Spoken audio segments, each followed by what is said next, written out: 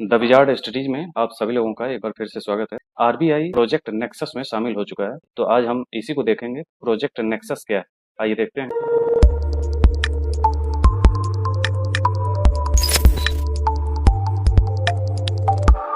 यह एक बहुपक्षीय पहल है जिसका उद्देश्य घरेलू त्वरित भुगतान प्रणालियां को आपस में जोड़कर तत्काल सीमा पार खुदरा भुगतान को सक्षम बनाना। त्वरित भुगतान प्रणाली का मतलब होता है कि जैसे आप यूपीआई वगैरह से पेमेंट करते हैं, तो वही है त्वरित भुगतान प्रणाली।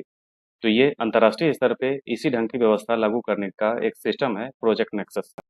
इस परियोजना के माध्यम से भारत के एकीकृत भुगतान इंटरफेस यानी यूपीआई को मलेशिया, फिलीपींस, सिंगापुर और थाईलैंड के त्वरित भुगतान प्रणालियों से जोड़ा जाएगा।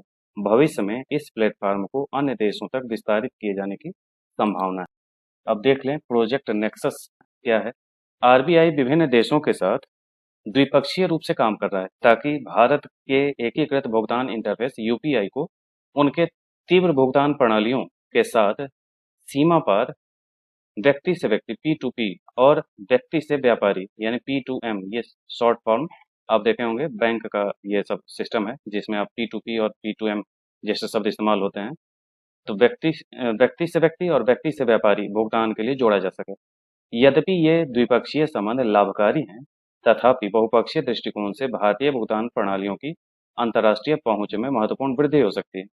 वर्तमान में 70 से अधिक देशों में त्वरित भुगतान प्रणालियां हैं जो घरेलू भुगतानों को लगभग शून्य लागत पर ही सेकंड में उनके गंतव्य तक पहुंचाने में सक्षम बनाते हैं। जैसे यूपीआई में आप देखे होंगे तत्काल पेमेंट हो जाता है कुछ ही सेकंड में, तो उसी चीज को कहा जा रहा है। इन प्रणालियों को आपस में जोड़कर अधिकांश मामलों में सीमा पार भुगतान 60 सेकंड के भीतर पूरा किया जा सकता है। प्रोजेक्ट नेक्सस की संकल्पना bank for international settlement BIS के इनोवेशन हब द्वारा की गई है। ये वही बैंक है जिसने बेसल मानक जैसे कॉन्सेप्ट पेश किए थे, वही ये बैंक है, बैंक फॉर इंटरनेशनल सेटलमेंट। इसका उद्देश्य वैश्विक स्तर पर अनेक घरेलू त्वरित भुगतान प्रणालियों को जोड़कर सीमा पार भुगतान को बढ़ाना है। यह भुगतान क्षेत्र में लाइव कार्यान्वयन की ओर बढ़ने वाली पहली आईबीएस इनोवेशन हब परियोजना है। प्रोजेक्ट नेक्सस का उद्देश्य त्वरित भुगतान प्रणालियों के अंतर संबंध को मानकीकृत करना है।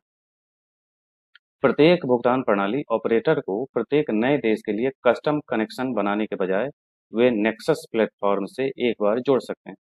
यह एकल कनेक्शन नेटवर्क पर अन्य सभी देशों तक पहुंच को सक्षम बनाता है, जिससे संभावित रूप से तत्काल सीमा पार भुगतान के विकास में तेजी आएगी। प्रोजेक्ट नेक्सस का उद्देश्य दक्षिण पूर्वी एशियाई राष्ट्रों के संगठन यानी आसियान के 4 देशों मलेशिया, फिलीपींस, सिंगापुर और थाईलैंड तथा भारत के एफपीएस को जोड़ना है। ये देश इस मंच के संस्थापक सदस्य और प्रथम प्रस्तावक देश होंगे। भविष्य में इंडोनेशिया भी इस मंच से जुड़ जाएगा। तो ये नेक्सस प्रोजेक्ट है, ये प्री और मेंस दोनों के हिसाब से आपको याद रखना चाहिए। इकोनॉमी के सेक्शन का ये थोड़ा सा समझने में कठिनाई आ सकती है, लेकिन ये उतना कठिन है नहीं। इसको ध्यान से सुनेंगे तो सारी चीज़ें समझ में आ जाएंगी। अब देखें अंतर्राष्ट्रीय निपटान बैंक बीआईएस क्या है। Bank for international settlement settlement उसी को कहते हैं, अंतर्राष्ट्रीय निपटान बैंक। यह एक अंतर्राष्ट्रीय वित्तीय संस्थान है जो केंद्रीय बैंकों के लिए बैंक के रूप में कार्य करता है तथा अंतर्राष्ट्रीय मुद्रा एवं वित्तीय सहयोग को बढ़ावा देता है। इसकी स्थापना 1903 में हुई थी और बीआईएस सबसे पुराना वैश्विक वित्तीय संस्थान है। इसका मुख्यालय बेसल में स्विट्जरलैंड में स्थित है। ठीक, ये बेसल स्विट्जरलैंड और ये बैंक आपको याद रखने हैं। इसका मुख्य कार्य देखें तो केंद्रीय बैंक के बीच सहयोग को सुविधाजनक बनाना और नीतिगत चर्चाओं और निर्णय लेने के लिए एक मंच प्रदान करता है।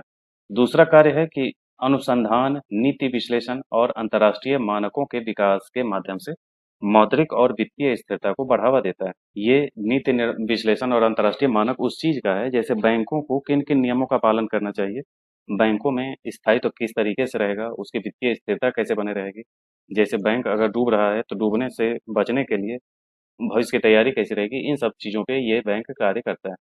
आगे देखें, तीसरा कार्य है कि केंद्रीय बैंक और अन्य अंतर्राष्ट्रीय संगठनों को बैंकिंग सेवाएं प्रदान करता है, जिसमें सोना और विदेशी मुद्रा लेन-देन भी शामिल है। ये बैंकिंग सेवा भी देता है, बैंकिंग सेवा भी। चौथा कार्य है कि वैश्विक आर्थिक और वित्तीय मुद्दों पर अनुसंधान और विश्लेषण आयोजित करता है, रिपोर्ट और प्रकाशन भी तैयार करता है। अब देखें कि कुछ उल्लेखनीय कार्य बेसल समझौते के द्वारा किए गए थे। बेसल वन 1988 में आया था। ये डेट सारे, ये तीनों महत्वपूर्ण है, तीनों का डेट याद रखिएगा। बेसल वन 1988 में लागू हुआ, बैंक आया था। बैंकों के लिए न्यूनतम पूंजी आवश्यकताओं का एक सेट पेश किया गया, जिसका उद्देश्य ऋण जोखिम को कम करना था। यानी कि बैंकों के लिए ऋण जोखिम, यानी कि जो लोन देते हैं वो अगर डूब जाएगा तो वो ऋण जोखिम कहा जाता है। उसी के को बचाव के लिए ये एक पूंजी आवश्यकताओं का एक सेट पेश किया था। यानी कि बैंक को रिजर्व में कितने परसेंट रखने चाहिए, इसका मानक ये तय किया था बेसल वन में। बेसल टू 2004 में आया।